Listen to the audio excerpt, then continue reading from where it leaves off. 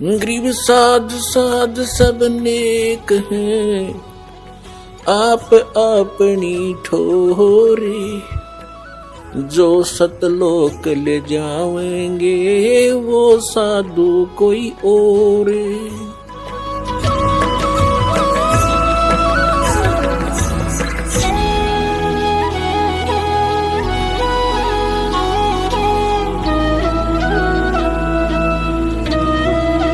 कहने का भाव ये है पुण्यात्मा, जो प्रसंग चलता था वही आते हैं कि जैसे क्या मांगू कुछ थिर ना रहाई, और देखत नैन चला जग जाई, 1 लाख पूत 1.25 लाख नाती, और उस रावण के आज दीवान बैठी के मांगे यहाँ की घटिया वस्तु।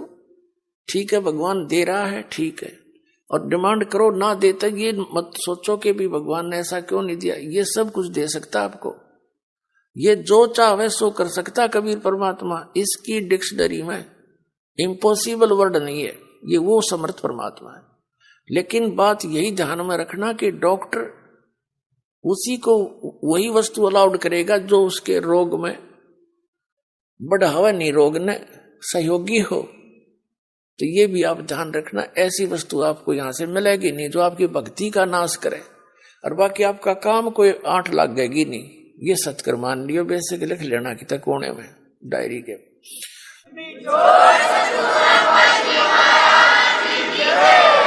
तो क्या बताते हैं कि दुविधा चतुराई, दुविधा दुर्मति चतुराई में जन्म गया नर तोरा रे, और अब भी आन मिलो सत्संग में, और करो गुरु ज्ञान पे गौरा रे, यानी गौर करो इसमें, गड़े ध्यान से विचार करो जो गुरु जी ज्ञान बताते हैं।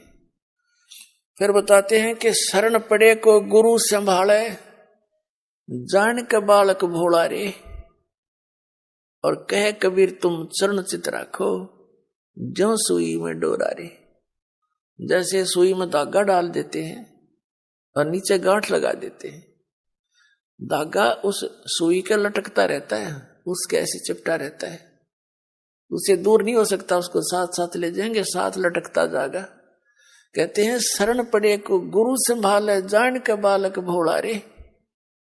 पुणात्मा जैसे जितने भी दास ने बहुत इतिहास दिखाए नकली ऋषि में, ऋषियों के संतों के, सभी का विधान है कि जो कर्म में भाग में लिखा है वो तो आपने भोगना ही पड़ेगा।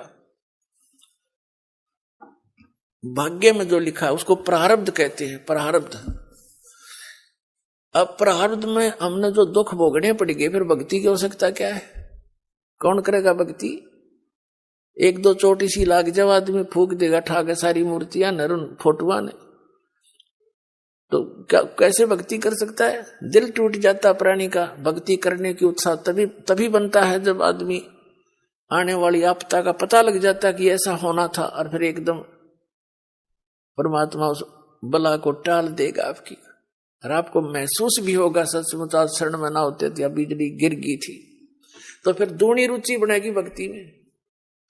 तो क्या बताते हैं कि जब तक आप गुरु की शरण में नहीं आते तो तब तक आप बालक थे, भोले बालक थे। और छोटा बच्चा अबोधपने में जैसे पालने में लेटा है बच्चा, बेटा या बेटी, और टट्टी पेशाब कर दिया कपड़ों में ही, और हाथ पैर मार के सारे कपड़े भी खराब, पैर पूर भी लथेड़ लिया लपट के टट्टी में, और फिर रोने लगता है, तो माता समझ जाती है कि इसने कोई भूख लगी होगी।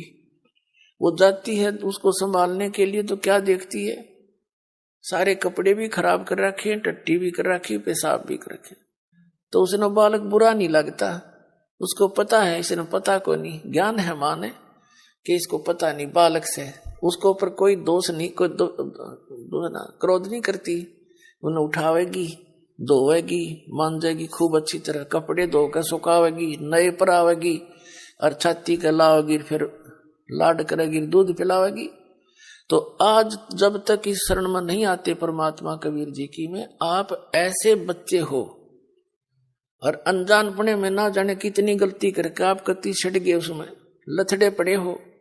लेकिन कहते हैं शरण पड़े को गुरु संभाले और जान का बालक भोला रे। कह कबीर तुम चरण चित राखो जो सुई में डोरा रे। आपका इतना काम है।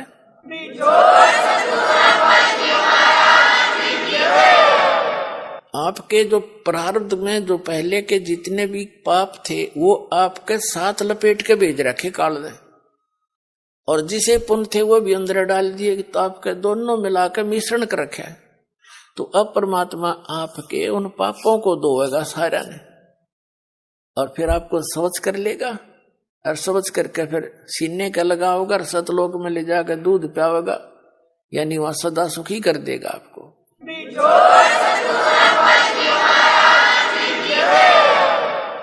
शरण पड़े को गुरु संभाल जान का बालक भोरा रे। कहे कबीर तुम चरण चित राखो। फिर आपका कर्तव्य बताया है कबीर साहब ने, आप भी अपने गुरु जी से ऐसा अभेद संबंध कर लो, मन में दोष नहीं आवे। जिस दिन आपके गुरु जी के प्रति कोई विकार आता है, यानी कोई कमजोरी झांकते हो गुरुदेव के अंदर, तो उस दिन आपका नाम खंडित हो जाता है। और काल यही चाहता है कि ये एक बार संत से इसका कनेक्शन कट जा, फिर यो कितने धक्के खाए जाइयो, कहीं तेरा लंबा चौड़ा का क्षेत्र है इसका, तो फिर इसको यही उलझा कर मार देता है। तो परमात्मा कहते हैं द्वार धनी के पड़ा रहे, धक्के धनी के खावे, 100 काल जगजोल ही पर द्वार छोड़ नहीं जावे। एक ये फाइनल फार्मूला है इस भक्ति मार्ग में। इस परमात्मा कबीर जी के धनी के द्वार पर पड़ा रहे और इसी के धक्के खावे। 100 काल जगजोल ही, कितना ही काल आपको झटके देता दिखे पर परमात्मा से दूर नहीं होना, यह बहुत बड़ी भूल हो जाएगी आपकी। अगर जैसे हम अज्ञानता में यानी बगैर अध्यात्म ज्ञान के कई बार बहुत कमजोर सोच बना लेते हैं और हम भूल जाते हैं कि हमने युगों युगों से पापों की गठड़ी बांध रखी है। और उसके लिए परमात्मा कहते हैं धीरे धीरे रे मना, धीरे सब कुछ हो, माली सींचे 100 घड़ा तो समय आए फल हो। आप जी ने भक्ति का बीज ईब बोया है युग, कितने युगों के बाद। अभी तक आपकी पिछले संस्कार ही चल रहे थे, और कहीं थोड़े बहुत पुण्य कर दिए, कि दाने डाल दिए, को छोटे मोटे पुण्य, वो स्वर्ग में बर्बाद कराए आप। पुणात्माओं, ये भक्ति युग है। अब ये चौथा युग का बीच का समय है। इसमें अब करोड़ों की, कई करोड़ यानी पूरे विश्व में ये भक्ति पर लगेंगे प्राणी, अरबों खरबों की संख्या में। और जो पार होगे वो तो होगे, और रह भी बतेरे जाएंगे। तो वो जो रह जाएंगे ना, उनकी दुर्गति घनी होगी, क्योंकि ये कमाई तो इतनी गजब की बनेगी आपकी। पहले मंत्र से बहुत गजब की कमाई बन जाती है, जबरदस्त भक्ति धन संग्रह होता है आपका। और फिर उनके अगर आप पार नहीं हुए तो क्या करेगा आपके साथ में। जैसे आपकी भक्ति धन इन ऊपर के लोकों में आपको इनका प्रतिफल मिलेगा। जब सतलोक नहीं जान पाए तो फिर ऐसे बनेगी आपके साथ। इस मूल कमल में गणेश जी का जाप है, आपको दिया जाता है। इसका भक्ति धन आपका इकट्ठा हो रहा है, और पार हुए नहीं तो आगे छड़ी यही रहेगी आपकी। फिर ये लुटेरे आपको टर्न बाई टर्न लूटेंगे।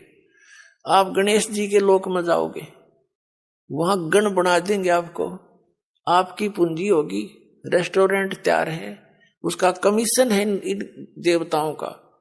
जैसे होटल के मालिक होते हैं, उनका कमीशन होता है वो अलग से, यानी उसमें अपना नारा चार्ज लगाते हैं उस बिल में। तो आप कहीं किसी में 10% आपकी कमाई से, किसी में 15%, किसी में 20-25% ये अपना लेते हैं, तब अपना गुजारा चला रहे हैं। ये कंगाल लोग है 21 ब्रह्मांड तक का उस सतलोक की दृष्टि में। और आप भक्ति के धनी लोग वहां जाते हैं, जैसे यहाँ कुल्लू मनाली में जाते हैं गर्मियों में सेठ लोग, और 10-20 हजार रुपये खराब करके उल्टे फिर आ जाते हैं मुंह लटका के कर्म क्षेत्र में। तो आप इस मूल कमल के मंत्र का जाप जो आपको दिया जाता है गणेश जी के लोक में, वहां ठाठ करोगे, यहाँ के नकली ठाठ। जब वहां आपकी ये पूंजी समाप्त हो जाएगी उसके बाद आपको भेजेंगे ब्रह्मा जी के लोक में, क्योंकि उसका भी जाप आपने कर रखा है। वहां जब आपकी धन खत्म हो जाएगा फिर जाओगे विष्णु जी के लोक में, क्योंकि उनका भी आपने धन इकट्ठा कर रखा है। फिर उसके रेस्टोरेंट में वहां रहोगे। उसके बाद फिर जाओगे आप श्री शिव जी के लोक में, उसकी भी कमाई करते हो, मंत्र जाप करते हो। फिर जाओगे दुर्गा जी के लोक में।